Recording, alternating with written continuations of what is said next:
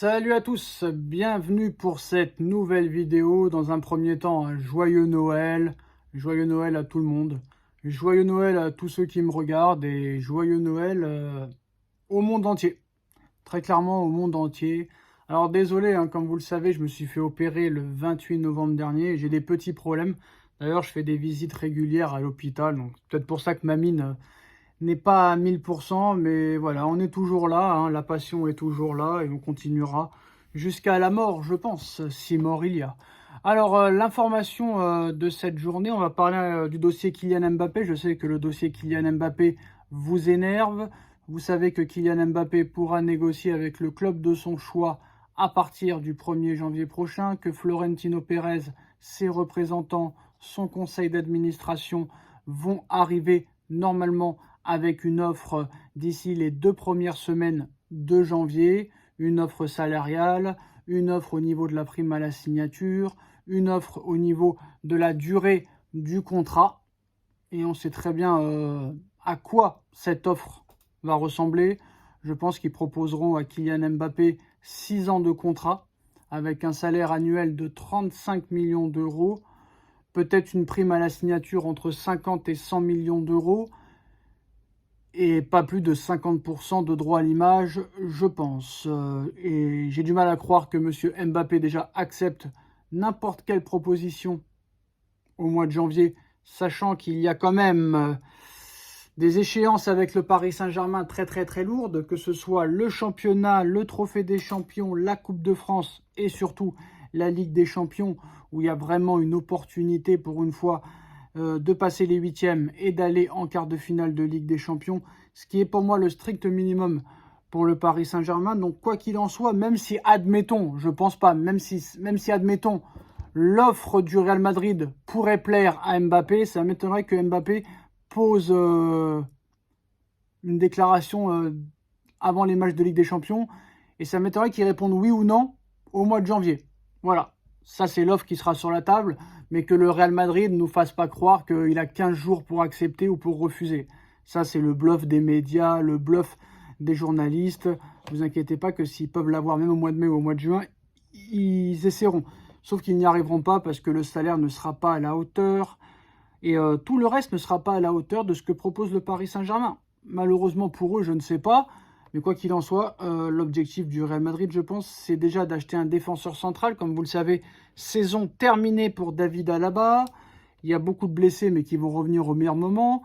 Il y a Thibaut Courtois aussi qui est out et qui est déjà même forfait pour l'Euro 2024. Donc pour le moment, du côté du Real Madrid, il y a d'autres problèmes que le dossier Kylian Mbappé. Et surtout que Haaland coûte beaucoup moins cher. Mais bon, on verra ce qui se passera. Mais pour moi, comme vous le savez, Mbappé n'ira pas au Real Madrid et Mbappé prolongera au Paris Saint-Germain.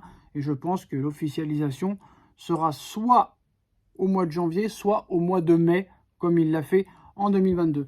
Mais l'information assez surprenante, elle vient d'Allemagne et de Sky Deutschland. Sky Deutschland, alors est-ce que c'est un média crédible ou non? Je ne sais pas. Comme vous le savez, hein, Lucas Bellardo va signer au Paris Saint-Germain le 31 décembre prochain. Il y passera sa visite médicale le 30. Et s'il n'y a pas de problème, il y signera un contrat de 5 ans avec 20 millions d'euros à la clé pour Sao Paulo. Alors Moscardo aussi va rejoindre le Paris Saint-Germain. Par contre, Moscardo, on ne sait pas s'il viendra cet hiver ou cet été. Alors que lui, Bellardo, il viendra cet hiver, quoi qu'il en soit. Mais l'information, c'est que le Paris Saint-Germain étudierait très sérieusement la piste de faire revenir Xavi Simons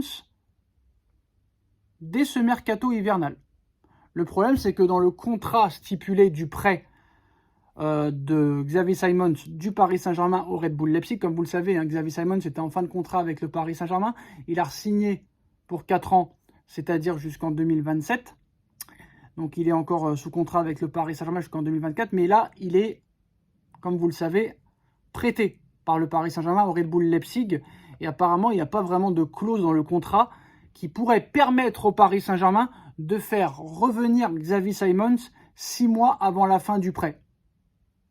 Donc est-ce que c'est une info, c'est une intox, réelle ou pas réelle? On sait que le Paris Saint-Germain cherche un milieu de terrain. Moscardo est un milieu de terrain, mais on ne sait pas s'il va venir cet été ou cet hiver. Donc c'est problématique. Il y a un moment donné, Campos ne serait pas vraiment pour, parce que d'après Campos, pour lui, Xavi Simons et Kylian Mbappé jouent dans le même poste. Je ne suis pas du tout d'accord avec lui. Ça, c'est une certitude. Que pense Luis Enrique? Que pense Nasser Al-Khelaifi? J'en sais rien. Il y a aussi Seko Fofana qui va quitter l'Arabie Saoudite pour peut-être revenir en France. Là aussi, ce serait quand même pas mal d'étudier le dossier. Seko Fofana, je pense, serait très utile au Paris Saint-Germain. Comme vous le savez, Campos a quitté ses fonctions officiellement au Celta Vigo. Il est désormais maintenant juste au Paris Saint-Germain.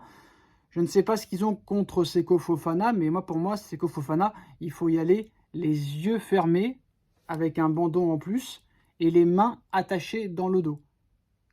Qu'est-ce qu'ont les dirigeants parisiens contre Seko Fofana, qui nous a fait en plus, à nombreuses reprises, très très mal. Un retour de Xavi Simons, moi j'aurais voulu que Simons reste au Paris Saint-Germain, ça c'est sûr et certain. Mais là, ce qu'il faudrait vraiment au Paris Saint-Germain, c'est un milieu de terrain impact physique. Impact physique. Donc Simons, moi je dis oui, mais ça m'étonnerait qu'il y ait une clause dans le contrat comme quoi Paris peut le récupérer cet hiver.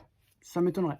Est-ce que c'est Sky Deutschland qui a voulu faire un petit peu de buzz sur ça? C'est possible, hein. Chacun fait comme il peut. Mais j'ai quand même du mal à croire à cette information. Après, tout est possible. Le mercato d'hiver n'a pas encore ouvert. Il ouvre ses portes le 1er janvier jusqu'au 31 janvier ou 1er février. Donc, il y aura un très long mois de mercato d'hiver. Donc, tout peut se passer, mais ça m'étonnerait quand même. Mais pour moi, Seko Fofana, maintenant que tu as recruté Belardo dans l'axe, qui pour moi n'était pas une priorité. Je pense que Paris aurait plus dû étudier à gauche que dans l'axe. On a qui à gauche? On a Lucas Hernandez, qui apparemment est plus performant dans l'axe et qui préférerait jouer dans l'axe. Nuno Mendes blessé, on n'a aucun arrière-gauche de métier. Juan Bernat n'est plus là. Kurzawa est devenu un streamer. Nuno Mendes abonné à l'infirmerie. Donc pour l'instant, c'est Théo Hernandez ou rien. Lucas Hernandez ou rien. Mais si Lucas se blesse, on fait comment? C'est une question que je pose à M. Campos, à M. Enrique, à M. Nasser Al-Khelaifi. Si demain, je l'espère pas, mais si demain, M. Lucas Hernandez se blesse, comment fait-on? Comment ça se fait qu'un grand club comme le PSG n'a pas de doublure à chaque poste? Et à 5 joueurs, voire 6 joueurs qui peuvent jouer défenseur central. Ce n'est pas concevable, ce n'est pas acceptable. Donc on va mettre Carlos Soler à gauche. Il faut être un petit peu sérieux. Monsieur Enrique, Monsieur Campos, Monsieur Nasser, mettez-vous au boulot. C'est bien beau les Belardo, les Moscardo, faire revenir Simons. Mais voilà, un milieu de terrain d'impact qui apporte physiquement et un latéral gauche. Ce n'est quand même pas très compliqué le football. On like, on partage, on commente, on s'abonne. Et longue vie à tout le monde. Tchuss.